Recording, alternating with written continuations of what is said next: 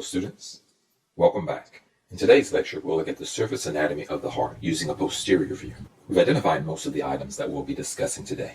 However, we will mention 3 new items. We will cover those first. Just as there was an interventricular groove on the front of the heart, there's also one on the back of the heart. That groove is shown here. Let's highlight this groove. This groove lies over the wall which separates the 2 ventricles.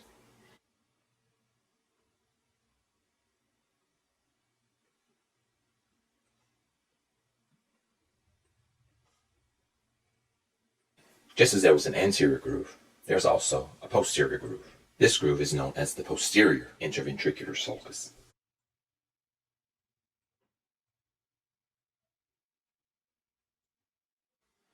And we will abbreviate this groove PIVS. The next structure that we will identify is shown here. This structure is the central drainage point for all coronary veins.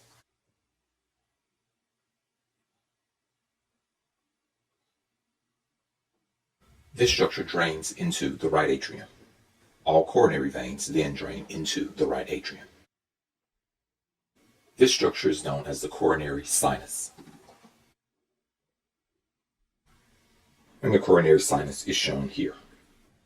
The last structure that we will identify is the vein here that travels up the posterior interventricular sulcus and drains into the coronary sinus.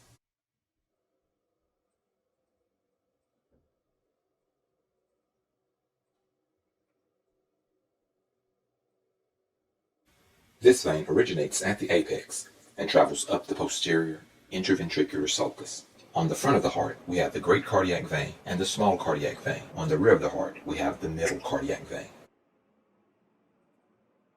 And shown here is our middle cardiac vein.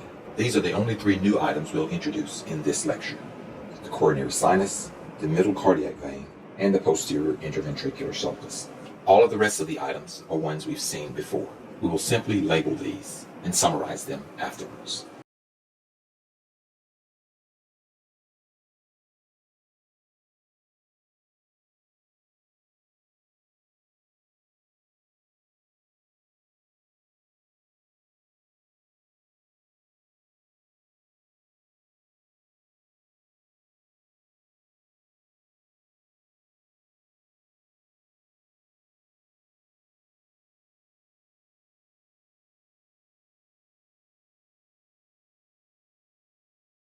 Let's summarize the surface anatomy of the posterior heart.